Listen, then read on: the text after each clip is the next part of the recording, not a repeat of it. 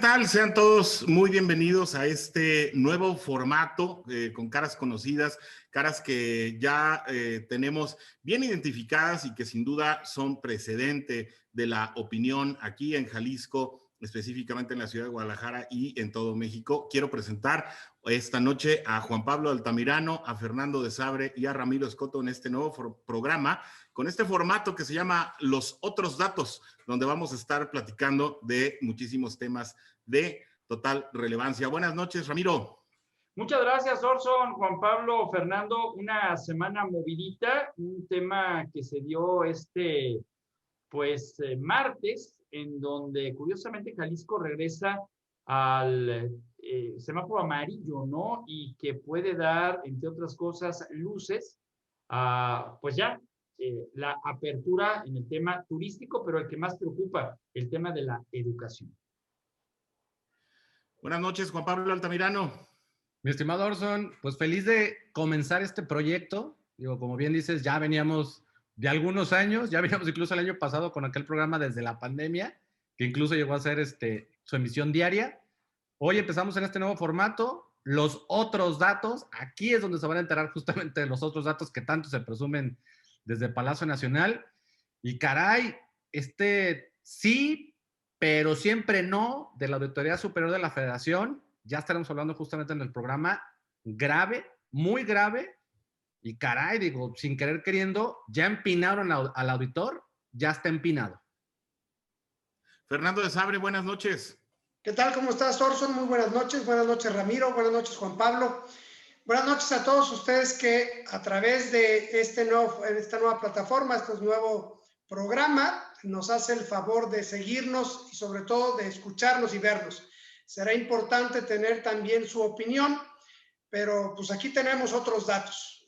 Vamos a trabajar sobre estos temas que son de relevancia. Veo por ahí que Juan Pablo Altamirano, la parte de atrás está oscura. Espero que no haya sido la CFE y que esté funcionando solamente su planta por ahí enfrente. Entonces, bienvenidos, muchas gracias por esta invitación, y a usted que nos escucha y que nos ve a través de estas plataformas, pues bueno, le recuerdo que nos puede seguir a través de nuestras redes digitales y nuestras redes sociales, pero sobre todo interactuar con nosotros y poder complementar los otros datos. Así es, y bueno, hablando de otros datos, creo que es muy relevante comenzar con el tema de moda, el tema que prácticamente movió todo el fin de semana, y es que el domingo nos enteramos que la Auditoría Superior de la Federación calificó y tras un ejercicio exhaustivo pudo determinar que más de 331,000 millones de pesos costó la cancelación del nuevo aeropuerto internacional de la Ciudad de México que se iba a construir en Texcoco, que se canceló por la administración de Andrés Manuel López Obrador, y este mismo se quejó en su conferencia de este lunes, y resulta que siempre no. A ver. Efectivamente, perdón, Juan Pablo. No, adelante, Ramiro, adelante. Efectivamente, fue un asunto que en redes sociales primero detonó el asunto de estas observaciones dramáticas en solamente el primer año del ejercicio de Andrés Manuel López Obrador. El escándalo no se hizo esperar y bueno, pues los seguidores de Andrés Manuel López Obrador en redes, que normalmente se lanzan en contra de todo aquel que hable mal en contra del conde de Macuspana, pues en realidad estaban pues sin el conocimiento, sin esos datos de la mañanera, que a la vez sorprendieron. Y claro, no solamente fueron los titulares de los periódicos el día de ayer, sino que el presidente, como a la vieja usanza en el México de los 70s, cuando le preguntaban, ¿qué hora es, señor presidente? Perdón, el presidente preguntaba, ¿qué hora es? La hora que usted quiera, señor presidente. Entonces, me parece que sí, la Auditoría Superior de la Federación logró transparentar en contra de su propio jefe, y por ahí ya estarán advirtiendo que pues serán los últimos días de la señora Sandoval. Oye, nada más una aclaración. El Auditor Superior de la Federación no lo pone la Presidencia de la República, sino el Congreso de la Unión. Técnicamente no sería una empleada de Palacio Federal, es decir, del gobierno de la República. Sin embargo, al ser electa por los diputados, donde Morena tiene mayoría, pudiéramos suponer que pues, hubo una línea para que estuviera esta persona, primero. El tema también es preocupante porque en términos, ya, como decimos acá, recula hoy el Auditor Superior de la Federación y dice que no, que hay algunas inconsistencias. No quiero suponer o imaginar que en muchas de las auditorías donde se fincaron cargos públicos a muchos funcionarios, pues también había inconsistencias y bueno, nadie hubo quien los defendiera ni cómo demostrar que había esas inconsistencias. ¿Qué va a pasar con la credibilidad de por sí muy mermada de cualquier auditoría superior, ya sea de la Federación o la que existe en los estados? Porque muchos hemos constatado la limpieza y la pulcritud en la cual se esmeran muchos de los diputados para limpiar cuentas públicas independientemente de los señalamientos que tengan las auditorías de cada estado y sobre todo una que es muy férrea y discúlpeme la expresión muy perra, la Auditoría Superior de la Federación. Hoy su credibilidad se fue al piso, al suelo. Yo estoy de acuerdo con Fernando en ese sentido porque a mí me gustaría partir, si me lo permiten, de la declaración que hace justamente el auditor y que obviamente fue la que trascendió en medios el día lunes, y en donde dice, al momento se ha detectado, ya que dicho monto es menor a lo estimado inicialmente por una deficiencia metodológica. Lo que sea que eso signifique, ¿sí? Porque me queda claro que pues, le han de haber hecho manita de puerco al momento de tener que brindar esta declaración. Yo procesé al inicio del programa, el auditor está empinado por donde lo quieran ver. Número uno, si hay una deficiencia en la auditoría, en la metodología que hace la auditoría y que se presta para emitir, vaya, una discrepancia chiquita, 331,000 millones de pesos. Pecata minuta. A ver, si te equivocas en la metodología y a partir de esa equivocación que se da a conocer el domingo, el lunes el presidente recibe de palazos y pedradas, tendría que irse. O sea, ese tipo de errores no se pueden cometer. Y menos tratándose de un tema tan álgido como el tema del aeropuerto de Texcoco. Dos, que creo es peor. Si las observaciones sobre los 331,000 millones de pesos que tienen que ver, eso hay que decirlo porque creo que es algo de lo que no se ha hablado, tiene que ver con flujos de salida y con bonos que ya están en circulación que, según decía el auditor, ya estaban contemplados dentro del costo de la inversión que se estaba ejerciendo. Si eso es cierto, y como bien dice Fernando, por ser una figura, un funcionario que impone el legislativo y no el presidente, en donde sí, Morena tiene mayoría, pues entonces está peor porque quiere decir que la autonomía de la que gozaba la Auditoría Superior de la Federación hoy no existe ante el amago del Poder Ejecutivo que prácticamente ha venido permeando en todas y cada una de las instituciones. Además de eso, añadiría los dichos en su momento, justamente el fin de semana, en donde el auditor hacía claras aseveraciones en que la titular, la señora Irmeréndira Sandoval, le había obstaculizado el acceso a información, entonces todavía el asunto se pone todavía más grave. O sea, híjole, insisto, el auditor, ante esta situación, el auditor tendría que irse por una o por la otra. Ramiro, el tema que más acaparó la atención sin duda fue el aeropuerto y es lo que nos ha tenido hablando prácticamente en este bloque. Sin embargo, la auditoría también tocó el tema de Dos Bocas y del Tren Maya. ¿Habrá también una marcha atrás en el sentido de estos gastos? A ver, definitivamente sí, porque entonces de no hacerlo, estarías contraviniendo al presidente en lo que ha estado defendiendo los 2 años de administración. ¿Qué pasa aquí? Pasa que todo aquel que se ha atrevido a decir que el presidente está mal, ya no está en el gabinete. O sea, hay que ver que, y lo voy a decir con sus letras, capricho. Y el capricho es de muchos millones de pesos, muchos más de los que pudieran estar presupuestados al principio por el tema de la inflación y por una serie de circunstancias. No hay que olvidar, Orson, Fernando y Juan Pablo, que en el caso de Dos Bocas ya se sublevaron los trabajadores a consecuencia de que no les han pagado, que han tenido jornadas extras y que pues el tema ahí de la salud no está al 100%. Hay que terminar Dos Bocas porque los videos que ya no está presentando en las mañaneras advertían, entre otras cosas, fallas en la logística. Entonces, todo eso cuesta.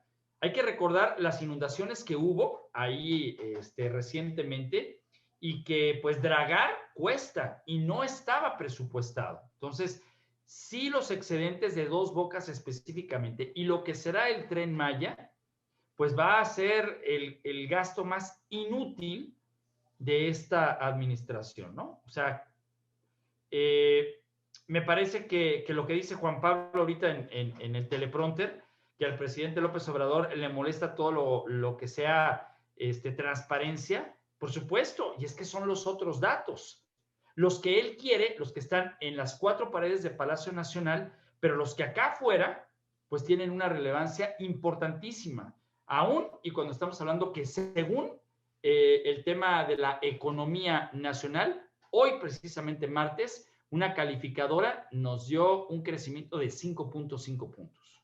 Oye, a ver, Pablo, ¿de dónde vino la presión? ¿Vino desde Palacio Nacional o vino desde el Legislativo?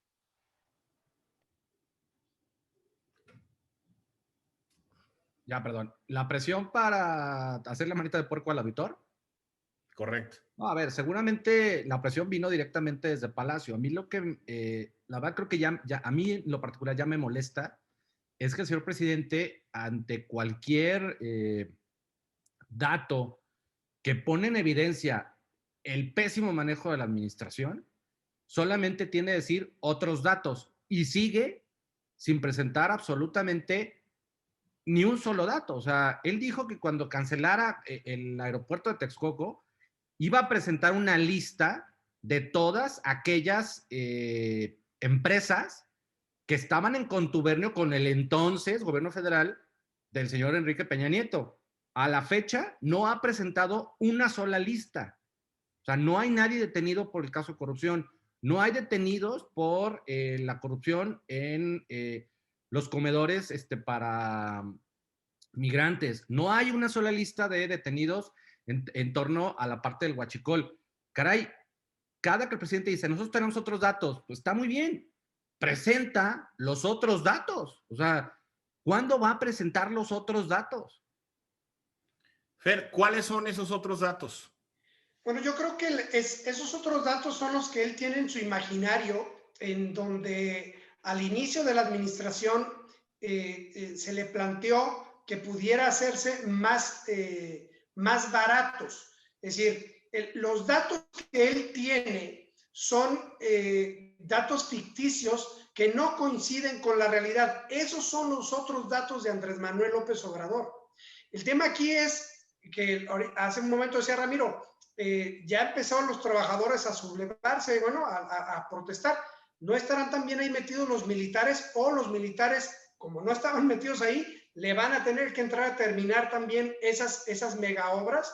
Es decir, cerrar y entregarle a la milicia estas obras que están generando ruido para que, imagínense ustedes lo hermético que son los militares, nadie pueda tener acceso a ningún otro dato. Y sobre todo, al momento de ir al Instituto de Transparencia, pues bueno, como también se van a reservar esos datos, nadie vamos a poder tener otros datos que no sean los que salgan de la boca directamente del presidente de la República. Y eso no será un dato real y verdadero.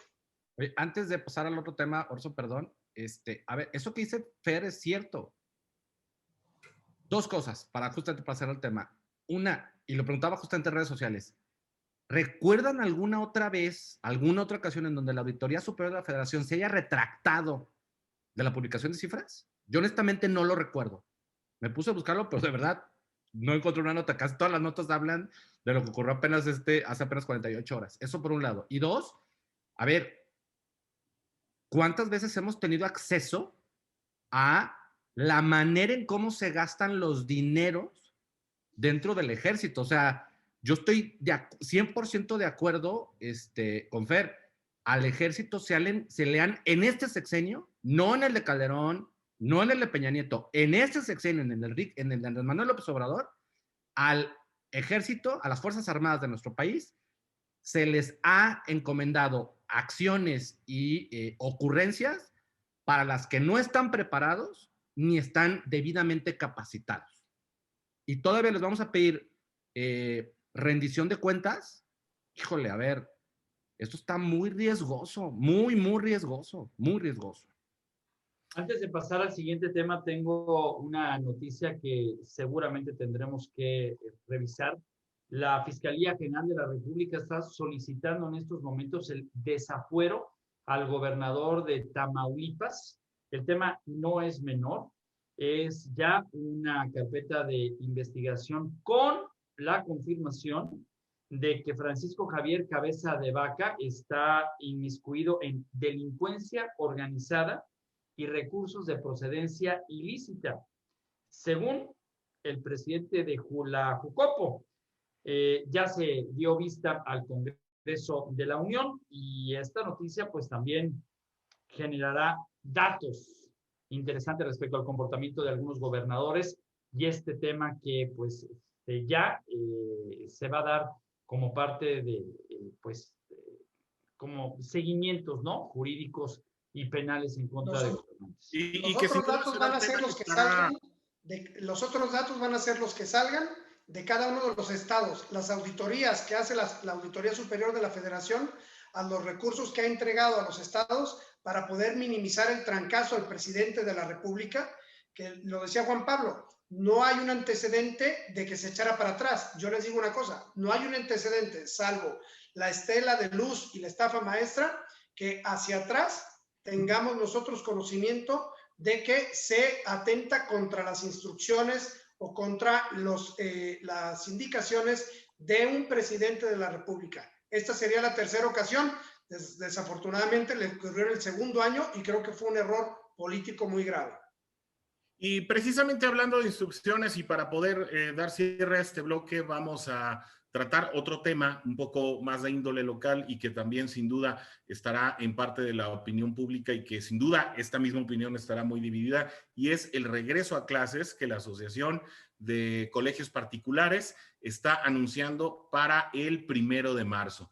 Ramiro, ¿cómo se puede medir este regreso a clases a la luz de un reconfinamiento en Europa que incluye precisamente a las escuelas, que fueron uno de los rubros que casi no sufrieron modificaciones en los primeros meses? Mira, Orson, aquí en el post, en GDL Post, no he dejado de escribir sobre lo que se ve en las calles y lo que ha sido evidente. El discurso enviado por las pruebas radar, que son solamente una cifra.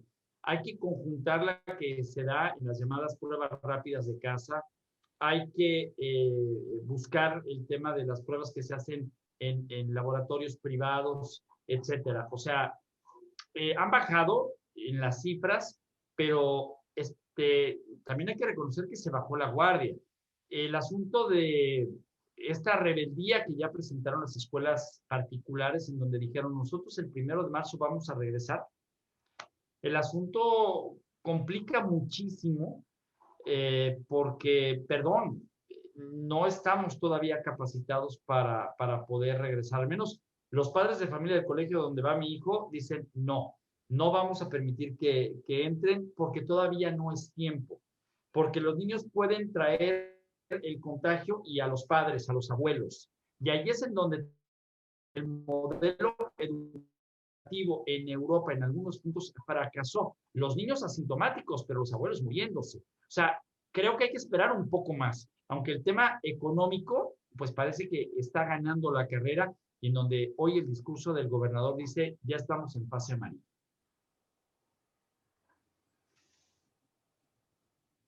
Juan Pablo, tu micro.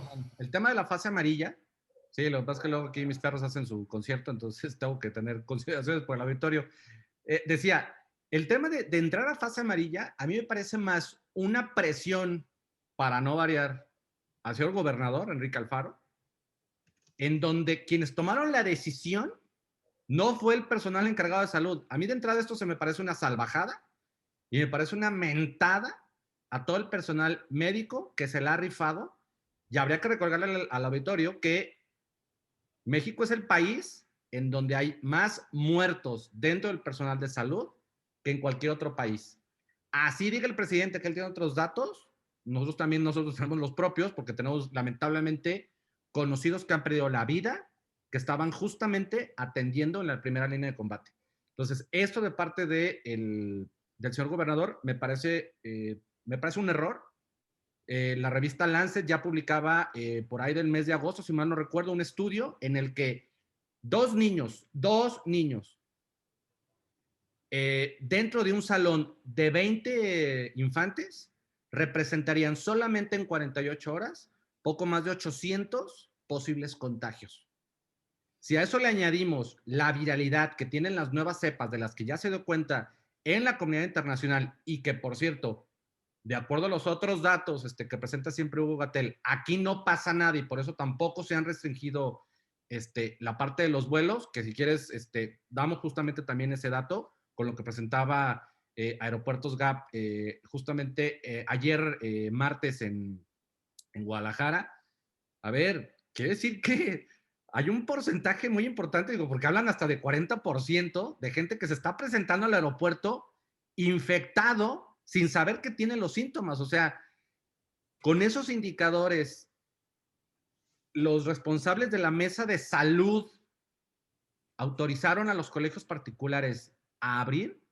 Oigan, a ver, espérenme, están viendo que desde Palacio Nacional traen un discurso de los privilegiados, los ricos, los fifís. O sea, vas a permitir que unos sí entren y los otros no, porque bien, eso sí hay que reconocerlo. El Sindicato Nacional de Trabajadores de la Educación dijo, Jalisco no puede regresar a las aulas en tanto no se tengan las vacunas y no existe el semáforo en color verde. Perdón, señor Y con gobernador, esos otros datos nos vamos a un corte. Regresamos con la opinión de Fernando de Sabre, que también seguro tendrá mucho que aportar. Muy bien, y estamos de regreso aquí en los otros datos. Nos quedamos pendientes en el corte anterior con un tema bastante importante, y es que en el regreso a clases obviamente está considerado el reconfinamiento en Europa, la situación también de los contagios potenciales para dentro de la comunidad. Y sobre todo un tema muy importante, Fernando, ¿alcanzan a llegar las vacunas? Ya no, dejémonos ya del 1 de enero, ¿alcanzan a llegar las vacunas para el próximo ciclo? A ver, aquí el tema es que no importa que estés vacunado, la vacuna no detiene el contagio. Es decir, la vacuna te va a prevenir de que no tengas un malestar mucho mayor que te lleve a la muerte. Ese es ahorita lo que están trabajando la vacuna.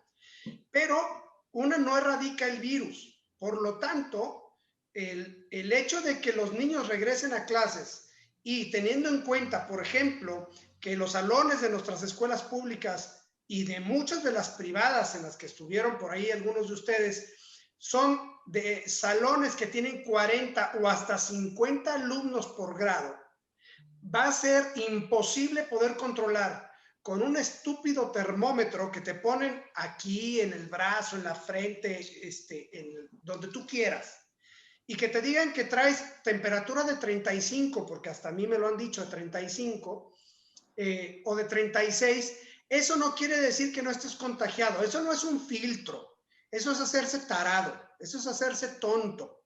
El hecho de poder controlar los accesos a las escuelas, ¿cuántos padres de familias que nos están viendo en este momento saben de compañeros de sus hijos que los mandan a enfermos de varicela con tal de no tenerlos en su casa o porque no pueden, los que no tienen nadie quien los cuide? Y eso va a pasar con este asunto del COVID.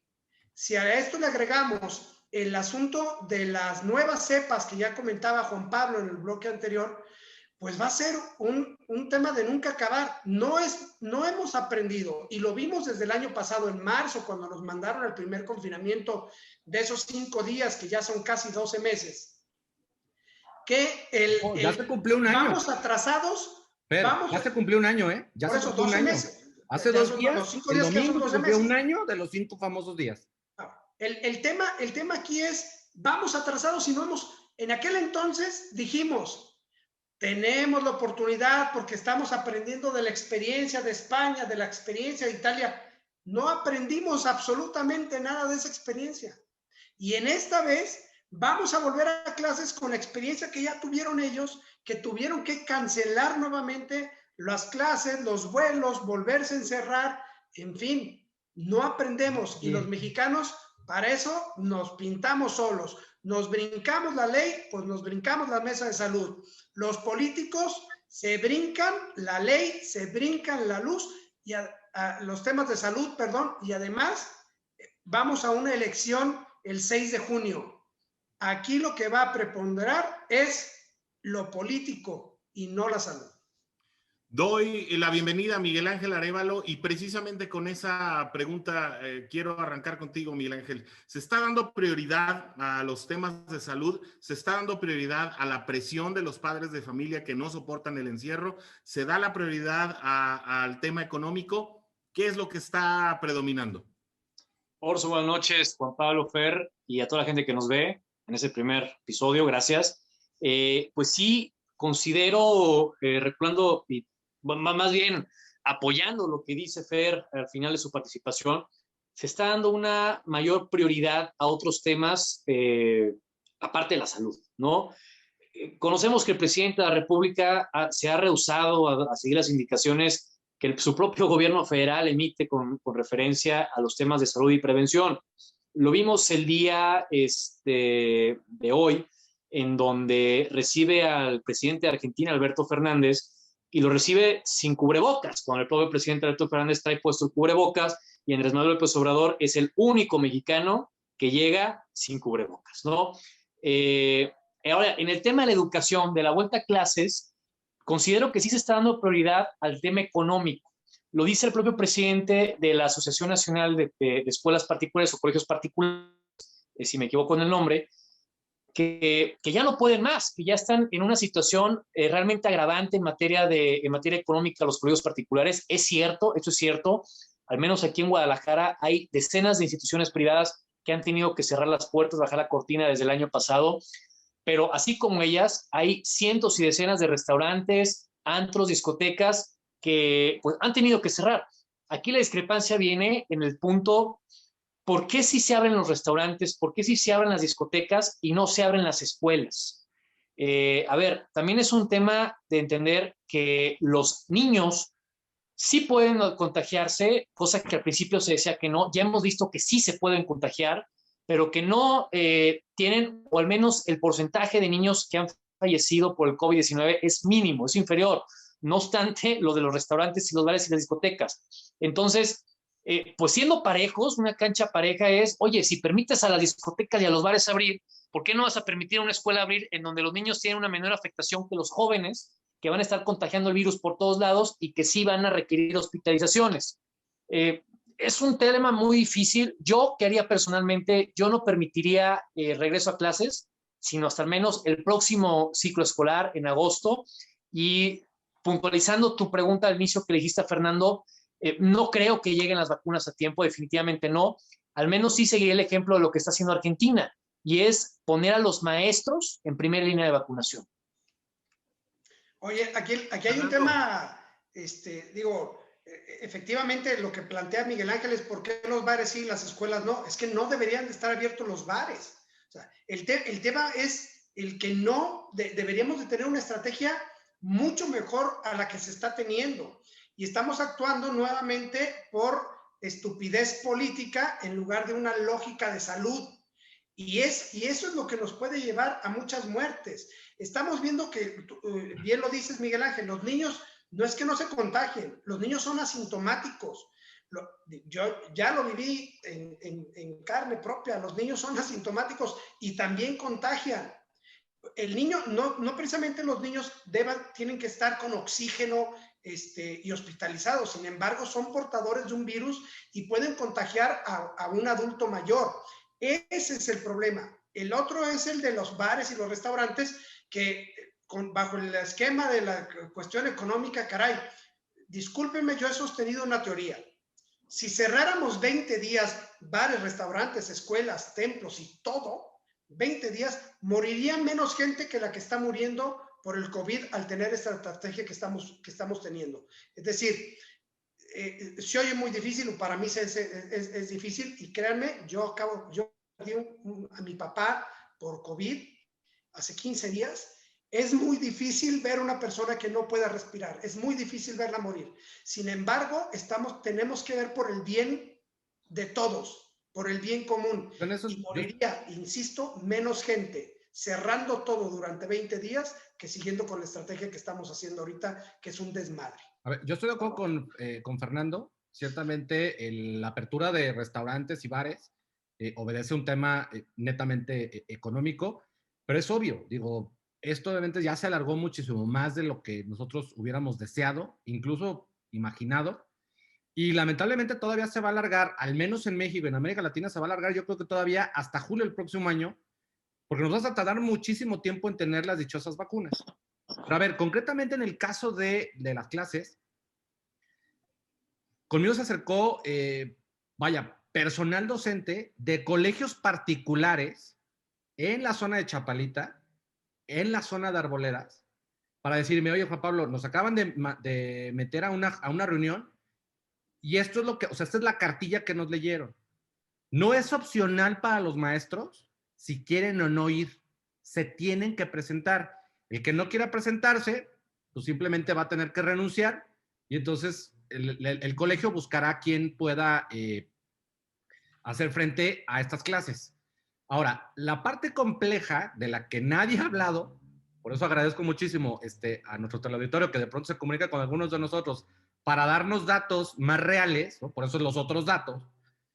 A ver, al profesor, a la gran mayoría de los profesores en los colegios particulares de la zona metropolitana de Guadalajara, y no dudo, en otras latitudes del territorio nacional, no solamente no les están pagando completo, sino que en muchos casos, en la gran mayoría, el trabajo se duplicó e incluso se triplicó por este asunto de la educación remota. Entonces, los profesores van a tener que acudir a, no grupos de 50, como decía Fernando, no, están señalándole y entrecomillando bajo el mote de asesorías, con grupos de 9 niños, en donde sí se mantenga la famosa sana distancia, pero además, aquellos padres que no quieran mandar a sus hijos a la escuela, van a recibir atención vía Zoom. Esto es doble trabajo por la mitad del precio que estaba percibiendo un docente. Ya sé que algunos de nuestros televidentes van a decir, pues es que es momento de sumar y es momento de sacrificar. Perdón, no manchen. O sea, neta, no se pasen. Es una salvajada de parte del gobernador. Obviamente atiende a presiones de índole económica, y sí difiere un poco en donde dicen, bueno, si cerramos todo 20 días, morirá menos gente que la que está muriendo ahorita. Sí, pero también es cierto, habría que hacer un análisis que no se está haciendo en muchos medios. Hay que ver realmente, dentro del total de número de muertos, de qué estratos sociales están muriendo.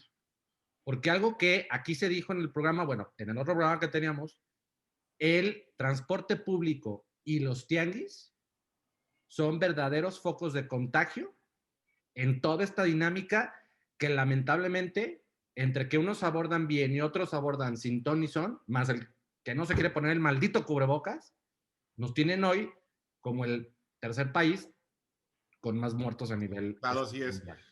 Un tema que sin duda causará muchísimos diferendos, sobre todo por las necesidades y los intereses que existen en diversos sectores de la sociedad. Sin embargo, quiero pasar a otro tema que no me gustaría que cerráramos el programa sin hablar de él, y es la reforma a la ley de la industria eléctrica. Ramiro, ¿se aprueba ya la reforma en lo general? Esto sucede este martes. sin que se le mueva una sola coma, tal como lo solicitó el presidente. ¿Será que acaso tiene demasiado poder el presidente para poner este tipo de leyes en el legislativo y salirse con la suya?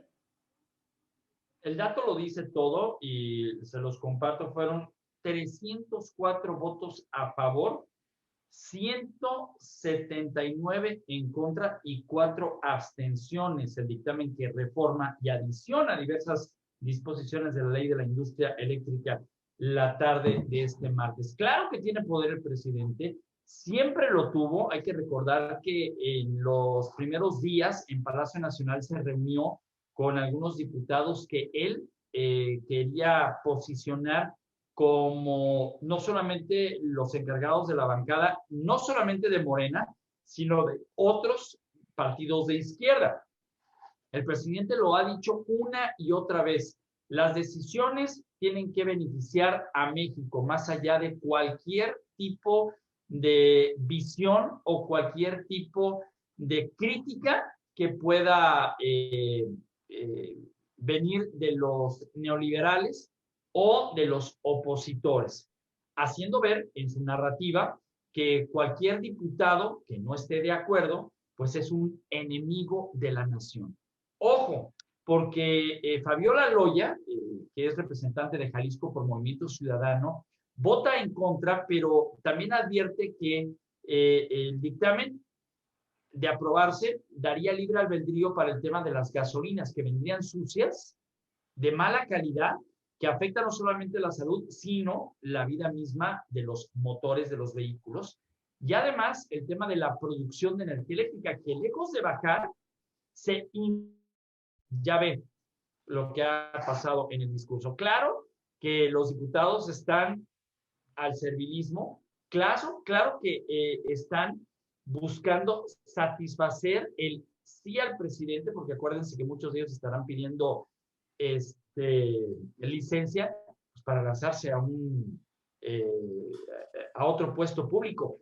Si no cumplen este capricho del presidente, difícilmente serán ungidos. Pero no van a pedir licencia, Ramiro. Ya la reforma que hicieron a la ley electoral permite a municipios y candidatos a diputado, aún en funciones, no tener que pedir licencia para poder hacer campaña. O sea, todavía les vamos a pagar un sueldo a estos hijos de su mal dormir por hacer campaña.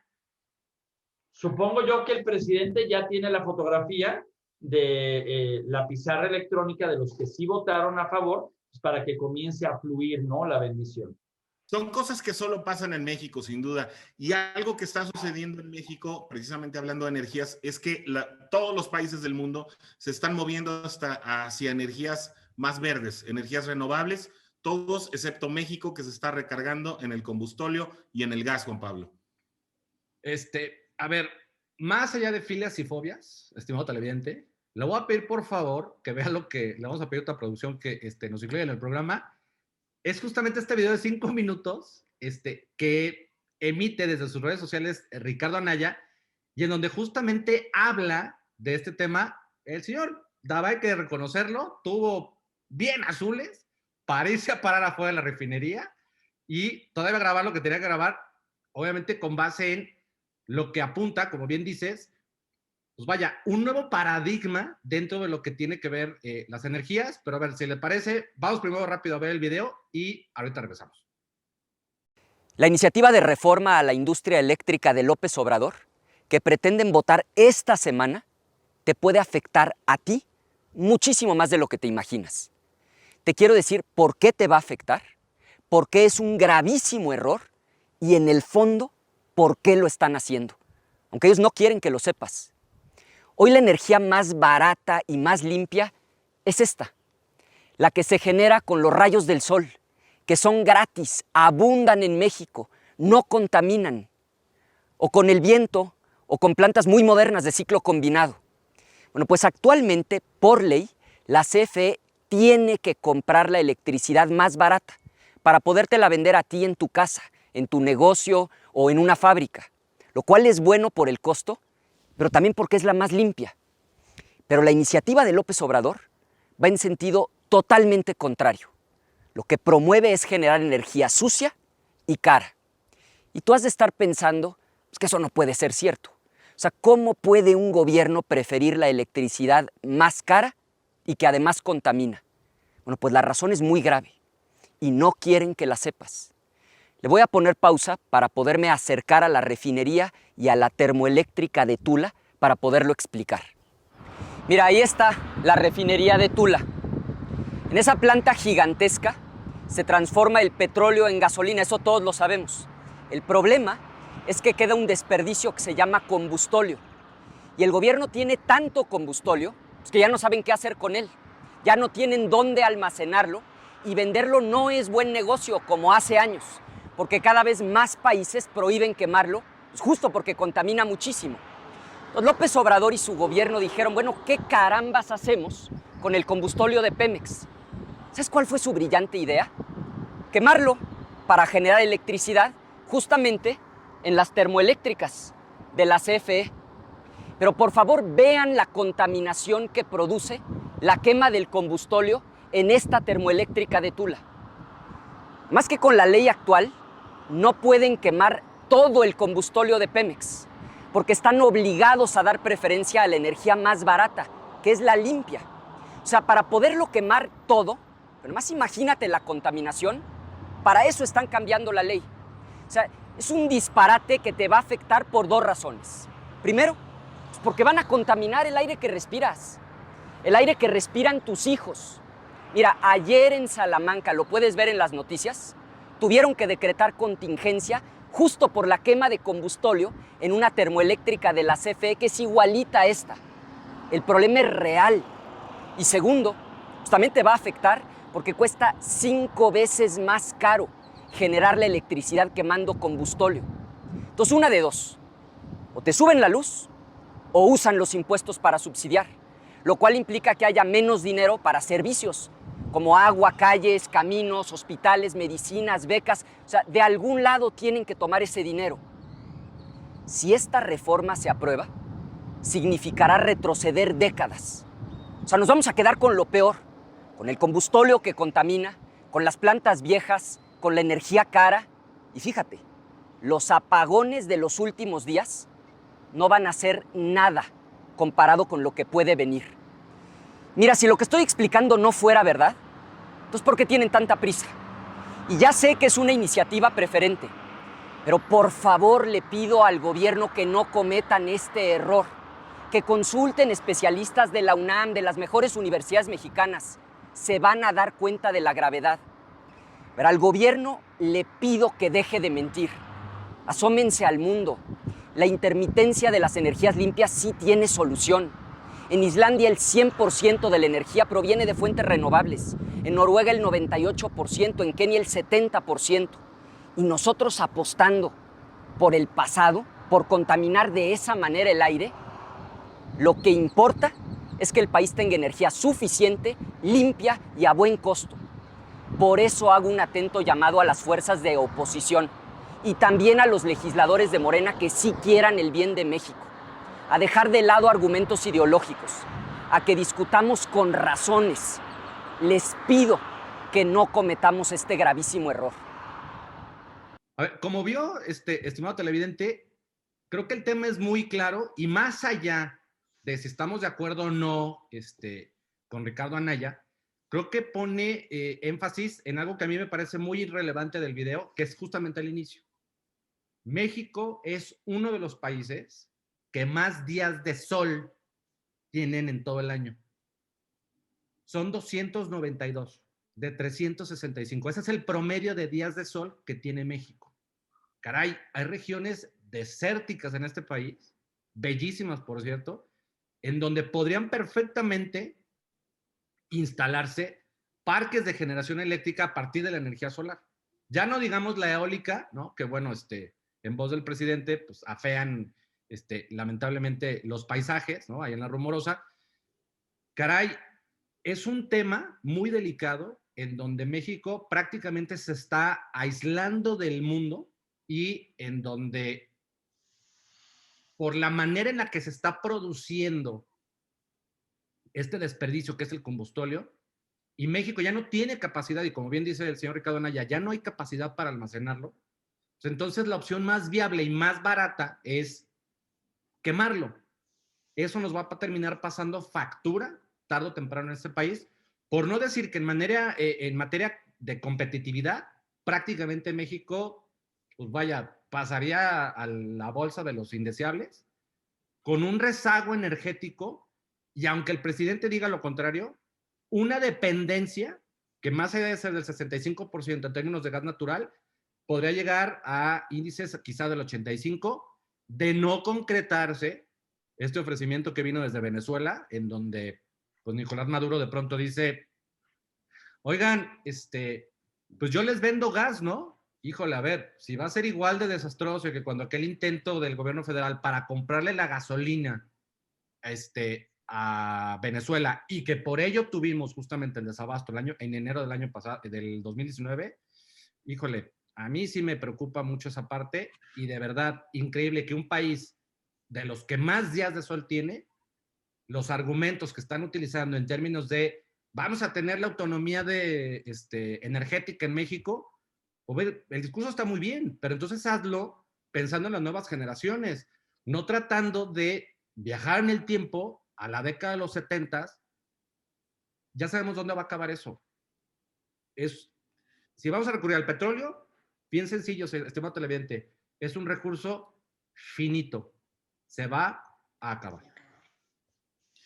Fer, podemos pensar que este tipo de decisiones han sido orilladas por una muy manejada y muy factible quiebra técnica tanto en CFE como en Pemex.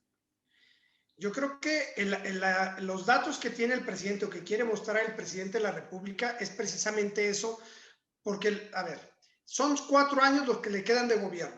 Tiene que hacer algo. Es decir, no creo que sea tan honesto como él dice ser y es el presidente más corrupto, creo que hemos tenido en el país. Por lo tanto, tiene que hacer algún negocio que le permita a él y a su familia poderse desatender, como él lo ha dicho, de las labores públicas una vez que salga. Para mí esto es un asunto político más que técnico.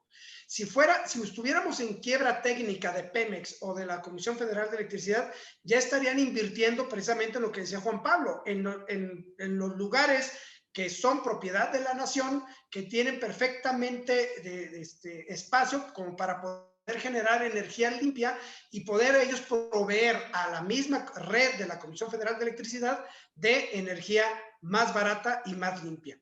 La quiebra técnica, digo, aquí nos faltaría tener el dato correcto de cuáles son los verdaderos flujos y finanzas de cada una de estas dos empresas.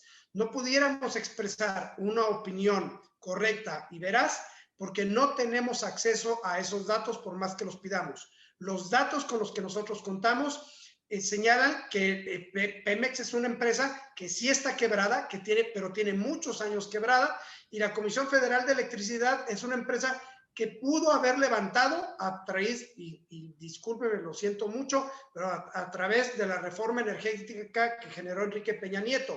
Mal que bien, era lo mejor que podíamos tener, y este señor López Obrador le está dando al traste. Por lo tanto, pudiera ser que sí, López Obrador llevara a la quiebra técnica a la Comisión Federal de Electricidad. A ver, acuérdense nada más que cuando comenzó el tema de los huachicoleos o el tema de la restricción de la cobertura de gasolina en el país, que fue precisamente al principio de esta administración federal, se hablaba de que no habían pagado combustible y que eso también era razón por la cual pues no había gasolina suficiente para entregar al país. Además de sumar este dinero de las famosas pipas, que no se nos olvide, también fue un gasto extraordinario. Y es que parece que siempre hay una buena razón, parece que siempre hay un buen pretexto y parece que siempre hay una situación que nos saca del orden normal de las cosas. Sin embargo, las cosas sí tienen un orden específico y México está sujeto a tratados internacionales también en tema energético. Miguel, tú como abogado, ¿corre México riesgo de ser excluido de estos tratados al desinsertarse, como hablaba Juan Pablo, de las energías verdes y de hacerlo tras ejercicios muy poco transparentes de las paraestatales energéticas? Tu micro, Mike. Perdónenme, discúlpenme. Brevemente, ya para cerrar, sí, México es parte de varios tratados internacionales en materia de energías limpias. Tengo que hacer referencia a la reforma constitucional del año 2011, en donde aparecen los derechos humanos ya en la Constitución y se emparejan los tratados internacionales a nivel constitucional, es decir, en la máxima jerarquía de nuestro orden jurídico en México, por lo cual, constitucionalmente, si se aprueba esta reforma en el sentido que viene de apoyar las energías no renovables, las energías no verdes, se pueden iniciar recursos constitucionales para declarar esta reforma inconstitucional, toda vez bueno, pues no privilegian los derechos humanos de las personas y de las generaciones futuras. Así que, al contrario, creo que los tratados internacionales defenderían la actual situación del país y que se impulsen las energías verdes. Y es que la realidad es, tampoco era tan difícil, ¿no, Juan Pablo? Los precios del gas, que en un momento dado sí se dispararon a niveles hasta de $200 por unidad de medida, realmente México pudo haberse cubierto con esos precios a $10 como máximo, pero es una póliza que aparentemente no entró dentro del agrado del presidente. A ver, es que otra vez, volvemos a lo mismo. Muchos de los errores que está padeciendo el gobierno federal actual es por haberle apostado al famoso no pasa nada, esperemos que no pase nada. Perdón, señor presidente, ya cambia el detente, ese ya está muy gastado y no le está funcionando. Así es. Bueno, estamos a punto de finalizar, nos queda poco tiempo para terminar esta primera emisión de los otros datos. ¿Con qué otros datos nos quedamos? La invitación general a la mesa de diálogo.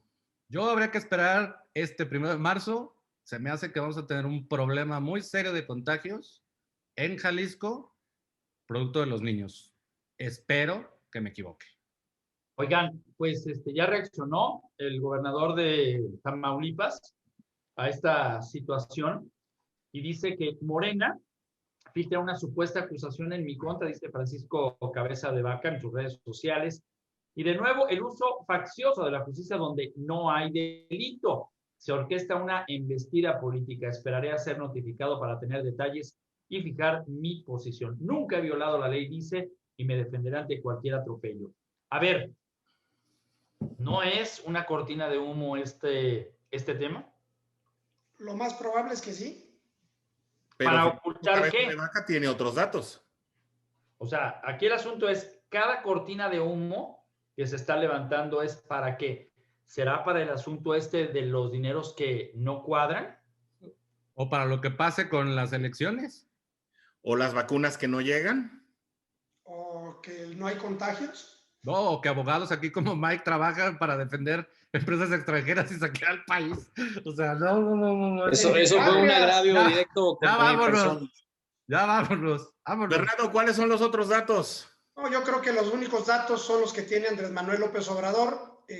Afortunadamente, usted que nos ve y que nos escucha, que vive en un mundo distinto al que vive el presidente de la República, tendrá sus propios datos. Miguel, tus otros datos para despedirnos. A pesar de que el presidente apruebe por mayoría y por unanimidad casi su reforma energética, pues vendrán de estos los terribles hombres sin alma, que somos los abogados, según el presidente, a la lluvia de inconstitucionalidad para defender los derechos humanos. Muchas gracias por su atención, muchas gracias Juan Pablo, Ramiro, Fernando, Miguel Ángel, por estarnos acompañando en esta primera emisión de Los Otros Datos. Fue un placer, aquí nos estaremos viendo cada semana en las diferentes frecuencias de los presentes aquí, de GDL Post y por supuesto del canal de Los Otros Datos. Nos vemos la semana que viene, hasta la próxima.